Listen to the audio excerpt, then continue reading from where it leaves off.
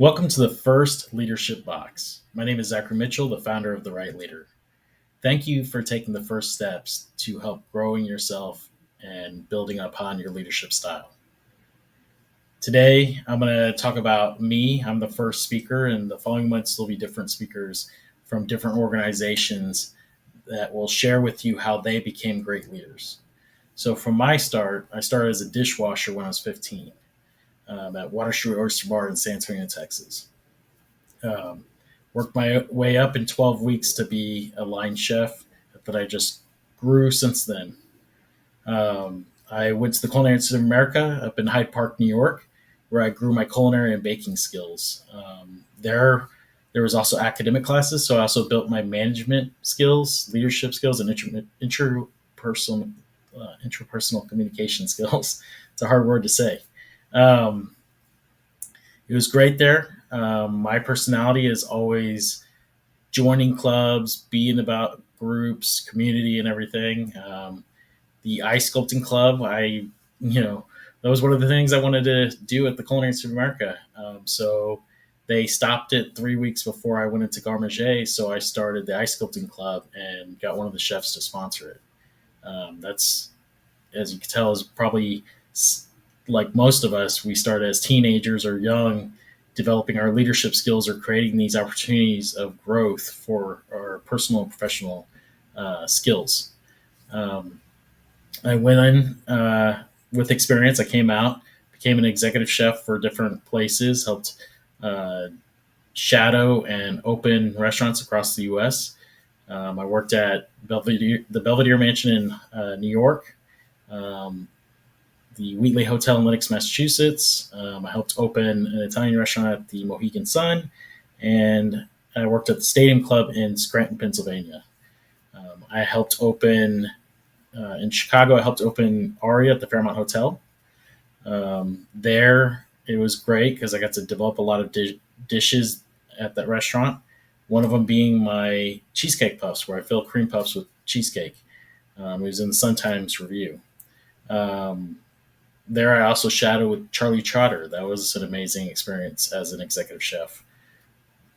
Then I went on, graduated from college, came down to San Antonio, started teaching at Central Market. Worked side by side with Bobby Flay, Tyler Florence.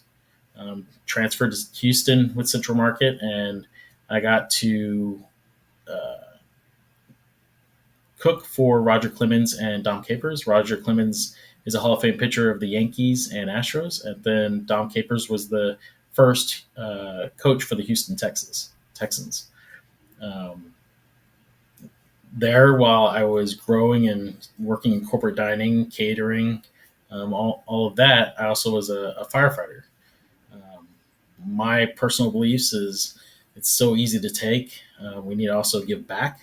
That's why I created the right leader to make sure I'm constantly giving back what I know, so everybody else can grow with me or above me. I would love for anybody to take what I've learned and take it to the next level. But yes, I was a firefighter. I love doing that.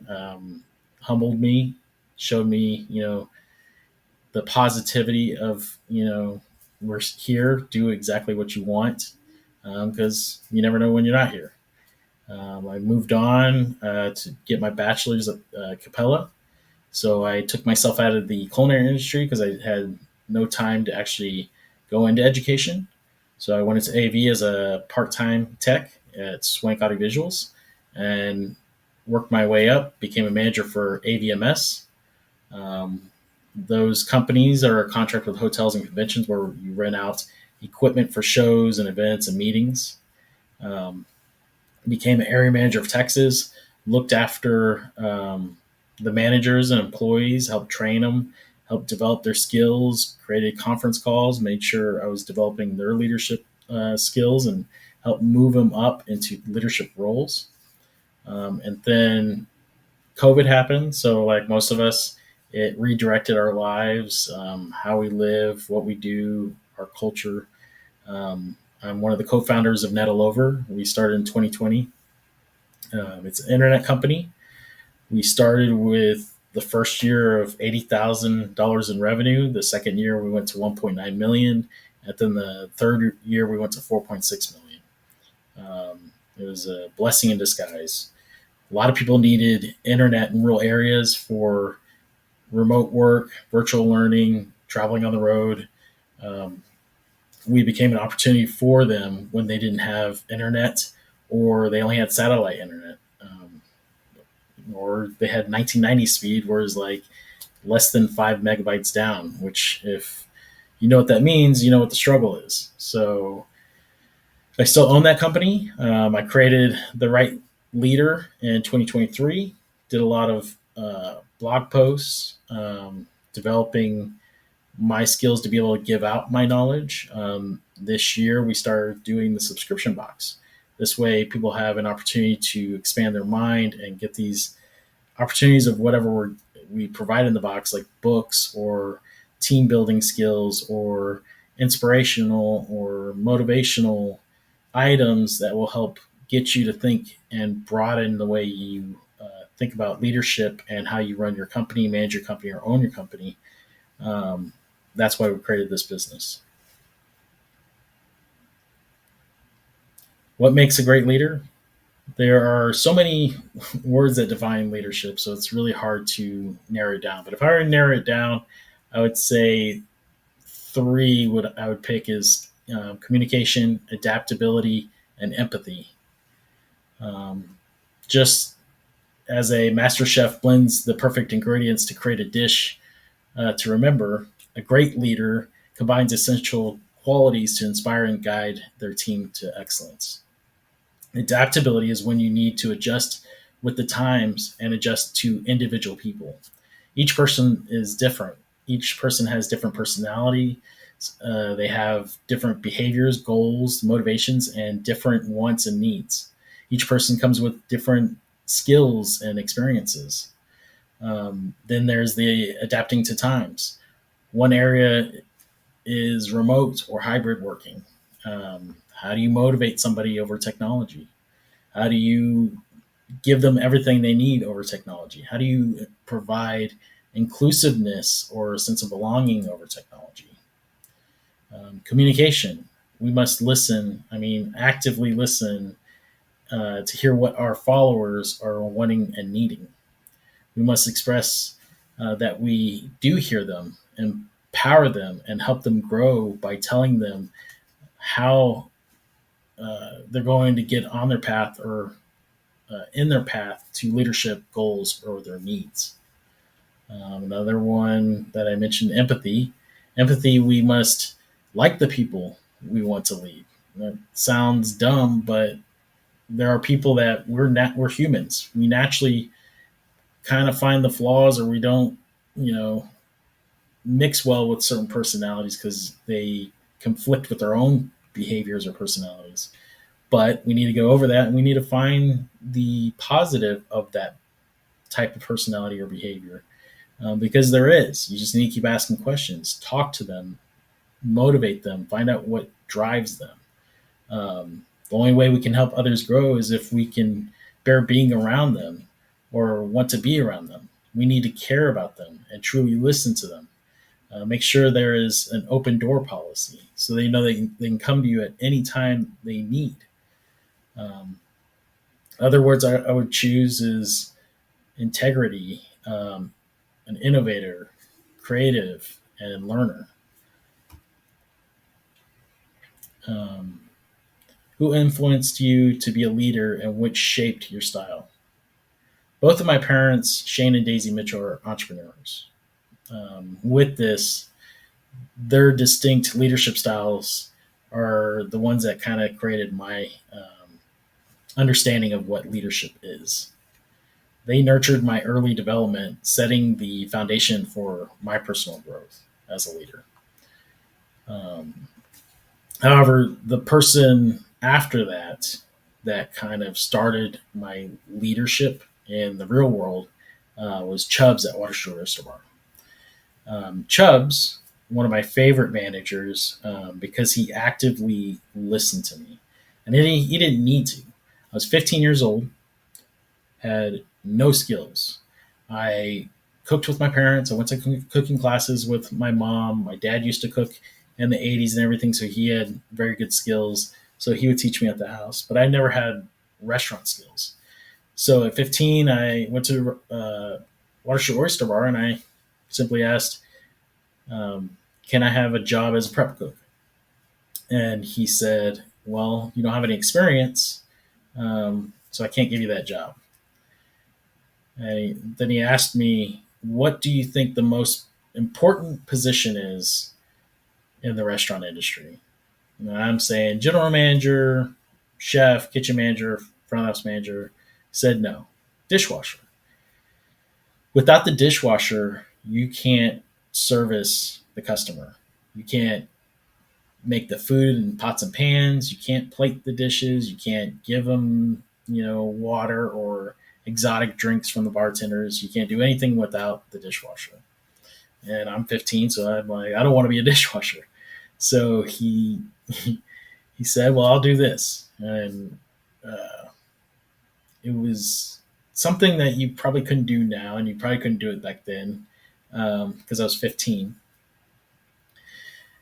He said, you come in on your own time and you help the prep cooks.